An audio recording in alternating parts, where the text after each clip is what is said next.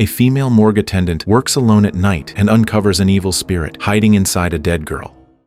The film opens by introducing a teenage girl named Hannah, who is strongly suspected of being possessed by an evil entity until her father, having run out of options, finally entrusts his daughter to a priest who also serves as an exorcist to perform a cleansing ritual.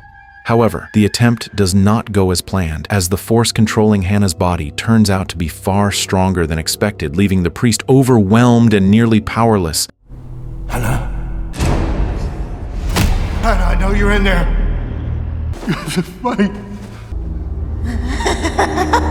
With every specter from hell!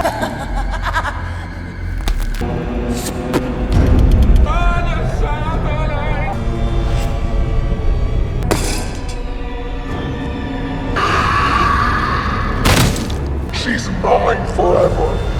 In a moment of desperation and deep hopelessness, Hannah's father is forced to make the most painful decision of his life by ending his own daughter's life, suffocating her with a pillow, an act done not out of hatred but to end Hannah's suffering and prevent an even greater danger.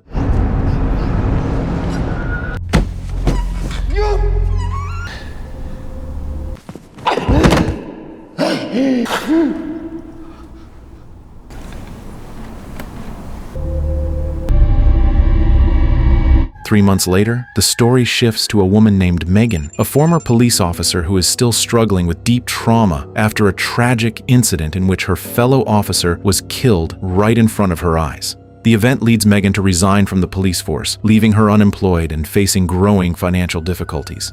In the middle of this difficult situation, her close friend Lisa, a nurse at a private hospital, offers Megan an unusual job that few people are willing to take, working as a night shift morgue attendant, meaning Megan must work alone while most people are asleep. Thanks to her background in law enforcement, Megan is officially hired, although a senior male doctor warns her beforehand about the strong odors that take time to get used to, and the fact that many previous candidates quit after suffering panic attacks, since the morgue is considered one of the most terrifying places in the hospital. Upon arriving at her workplace, Megan is given a detailed explanation of several important things, including motion sensor lighting systems, manually operated lights, restricted access doors that require employee cards, a rarely used and dim cremation room, and the delivery area where new bodies usually arrive. She is also informed that every body must be documented for administrative purposes, including photographs and fingerprints before being placed into refrigerated storage, which for now is her main responsibility. We've had 3 overnight intake assistants in the last 6 months. Hearing things go bump in the night. Most of the lights are on the sensor. The rest you have to switch on manually. The smell. You never get used to the smell. You can't get in or out without swiping this card. Down there to the left is the incinerator room for cremation. There's lots of files that need to be entered into the system. First, you take an overview of the body. This doohickey sends the prints to a crime database. This intake bay is for drop-offs only. Shift starts tomorrow night at 11, goes to 7 in the morning. On her first night on duty, Megan meets 2 security guards, Dave and Ernie, who welcome her warmly and introduce her to the hospital environment. Welcome to the graveyard shift. I'm Dave.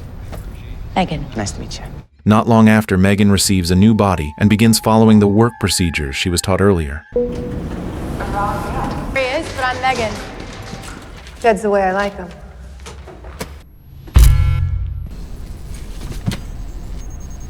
Scanning.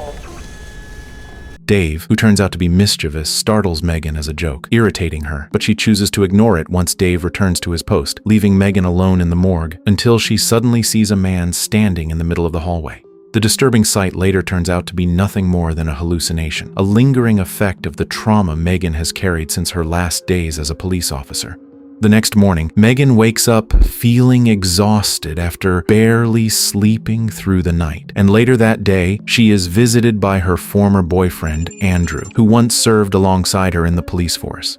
Andrew comes to collect a few personal belongings he left behind, but the visit quickly turns into a serious conversation when he begins questioning Megan's decision to take a new job as a morgue attendant, suggesting it may not be a wise choice, especially considering Megan's fragile mental state after her past trauma. He worries the job could worsen Megan's psychological condition, but all his concerns fade when Megan honestly admits that she is struggling financially and truly needs the work. Just need the rest of my stuff. Started a new job last night. It's when a job opened up at the morgue. She thought of me. You sure that's a good idea?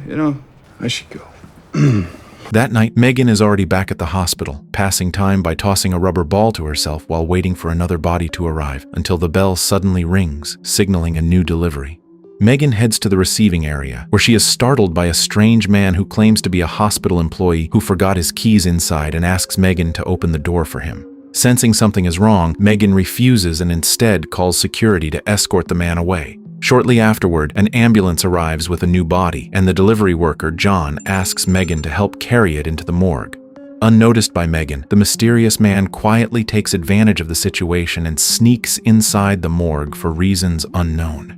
Once the body is placed on the examination table, Megan is left speechless by the horrifying condition of the teenage girl, whose body appears badly damaged, with much of her skin burned and several deep cuts visible.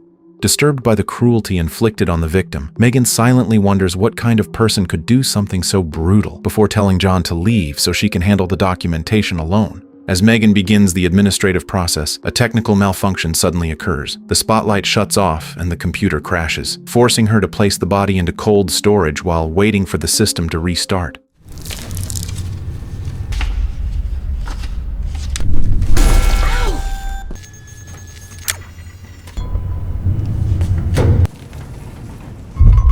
Moments later, even stranger things happen when the table suddenly begins to shake and several items fall on their own, though Megan tries to calm herself and dismiss everything as coincidence. While cleaning her hand after cutting herself on broken glass, Megan freezes as the storage drawer containing the girl's body suddenly opens by itself. These disturbing events push Megan to investigate the victim's identity, and through the fingerprints she had taken earlier, she discovers that the body belongs to Hannah, the same girl who was once possessed and killed by her own father at the beginning of the story. Megan also notices another unsettling detail. Hannah's eye color has turned blue, clearly different from what is listed on her ID card. The return of Megan's old fears and trauma causes her to briefly hallucinate, seeing insects crawling out of Hannah's body, but after forcing herself to stay calm and ignore it, she returns to her post.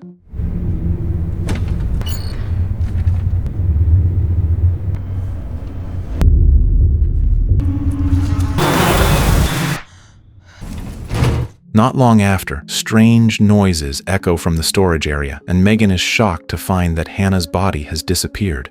It soon becomes clear that this is the work of the same stranger from earlier, who is later revealed to be Hannah's biological father, the man who once ended his daughter's life. He drags Hannah's body toward the cremation room, intending to burn it, but Megan manages to stop him just as Dave and Ernie arrive and restrain the man, handing him over to the police.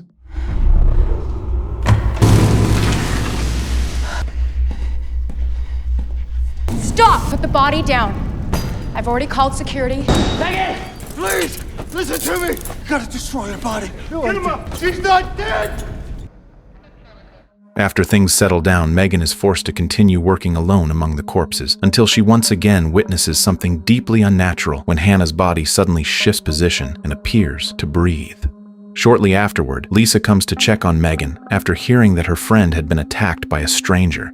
Lisa suggests that Megan go home and let someone else replace her, worried that her friend's mental condition might continue to deteriorate. But Megan stubbornly refuses because she does not want to appear weak or be seen as irresponsible at work, even though all the strange events of that night continue to haunt her. When Megan tells Lisa that Hannah's body appeared to be breathing, Lisa does not believe her at all and assumes Megan is simply hallucinating due to her past trauma. To calm her down, Lisa invites Megan to eat at the cafeteria while Dave stays behind to watch the morgue. I heard a corpse breathe. Are you hungry? I can get you some takeout from the cafeteria. I can cover down here if you want. Yeah, okay. After eating, Megan is surprised when Andrew arrives at the hospital after hearing about the earlier attack. Since Megan truly needs his help, she asks Andrew to check Hannah's fingerprints through police records, believing the victim's ID is fake because the eye color on record does not match the body. At the same time, Dave is seen alone in the morgue, passing time by tossing Megan's rubber ball into the dark hallway until he notices a motion sensor light turning on inside the storage area, even though it should not activate unless something is moving. Driven by curiosity, Dave goes inside to investigate, unaware that this decision will cost him his life, as he is attacked there by Hannah's body now, once again controlled by the evil force.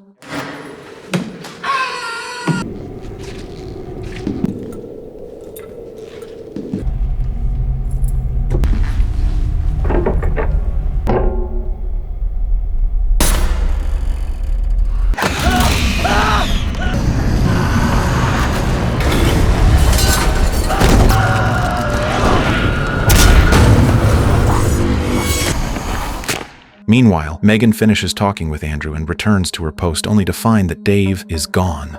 Megan assumes Dave is on patrol or has moved to another post, so she does not think much of it and feels no suspicion at all. Feeling uncomfortable in her stomach, Megan heads to the restroom when suddenly her rubber ball rolls inside. As Megan tries to retrieve it, a mysterious figure suddenly snatches the ball away, making her increasingly uneasy. Not long after, Andrew calls Megan with the results of his search, confirming that Hannah was officially declared dead 3 months ago. This leaves Megan deeply confused because logically it makes no sense for Hannah's body to still be intact without any signs of decomposition. Driven by curiosity, Megan checks the CCTV footage and is shocked to see a dark shadow captured on camera. Megan immediately calls Lisa to show her what she found, while also repeating the last words of the old man who attacked her, saying that Hannah is not truly dead and must be burned before bringing disaster. However, Lisa still believes Megan is hallucinating and refuses to accept any of it, choosing instead to smoke on the stairwell leading to the upper floors of the hospital. Unaware of the danger, Hannah suddenly appears, causing Lisa to panic and run up to the rooftop where she meets a tragic fate and becomes Hannah's second victim.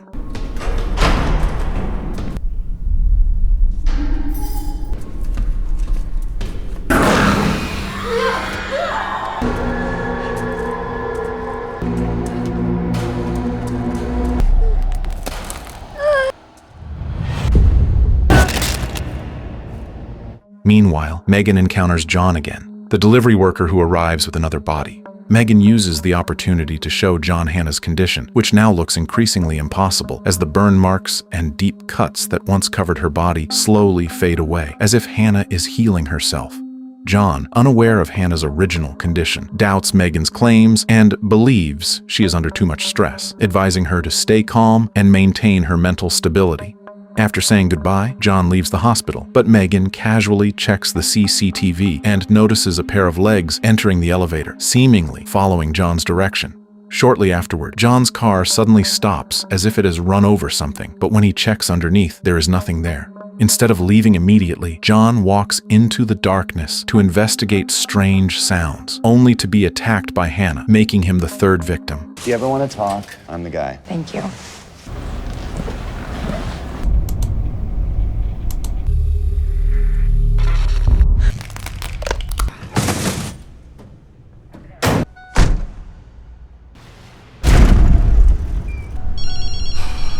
Hello?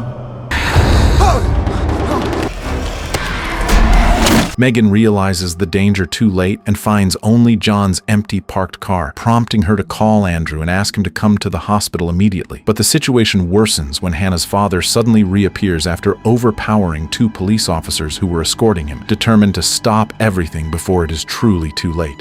After witnessing so many strange events that can no longer be explained by logic, Megan finally opens her mind and agrees to fully listen to Hannah's father. He explains that before all these tragedies happened, Hannah had been suffering from prolonged depression caused by emotional pressure and deep heartbreak, and it was this fragile mental state that created an opening for the dark force to take over her consciousness. According to her father, the entity did not merely influence Hannah's mind, but completely possessed her body, turning her into something that was no longer herself. Realizing that the situation is far beyond control, Megan agrees to work together with Hannah's father to end everything by burning Hannah's body in the cremation room, believing that this is the only way to stop the evil influence. Strangely, throughout the series of terrifying events, Megan herself is never directly targeted, while the people around her fall victim, one by one. Whatever the reason behind it, Hannah's father refuses to take any further risks and only hopes that no more lives will be lost. However, the plan does not go smoothly, because before Hannah's body can be placed into the fire, she suddenly rises and attacks Megan, choking her until she nearly loses consciousness. Hannah's father desperately tries to save Megan, but his effort ends tragically when he becomes Hannah's next victim. The only way to destroy this thing is to burn her.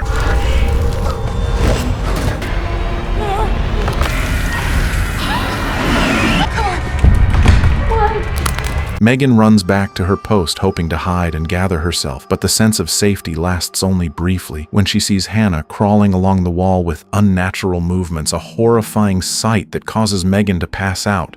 She is then dragged into a morgue drawer. At the same time, Andrew finally arrives at the hospital and unexpectedly runs into Ernie, who has also come to check the situation after losing contact with his co-workers. Megan regains consciousness, forces open the drawer in panic, and reunites with Andrew and Ernie in the room.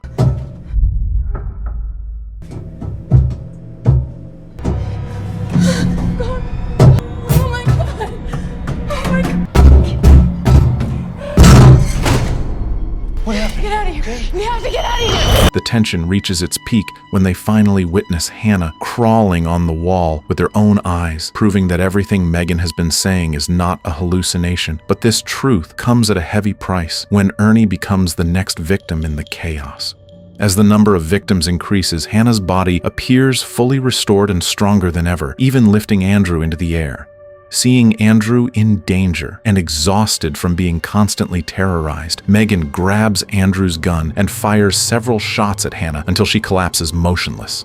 Believing this is her last chance, Megan tells Andrew to leave first so he will not be caught in further danger, while she stays behind to finish what Hannah's father started by burning Hannah's body in the cremation room. Just as Megan nearly succeeds, Hannah shows one final reaction, as if whispering something before her body is finally consumed by fire.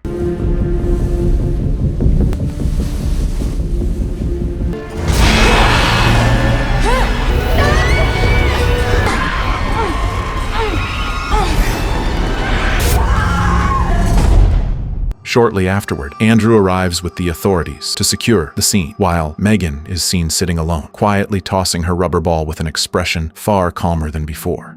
A few days after the horrific incident, Megan resumes her life as usual. Her trauma slowly fades. She begins maintaining a healthier lifestyle, exercising regularly, eating properly, and appearing more energetic in her daily routine. But behind all these positive changes lies a far more terrifying truth, because Megan is no longer the same Megan from the beginning of the story. Without anyone realizing it, the evil force that once inhabited Hannah has transferred itself and fully taken control of Megan's mind, preparing to continue its mission of spreading destruction and chaos into the outside world, and the story comes to an end.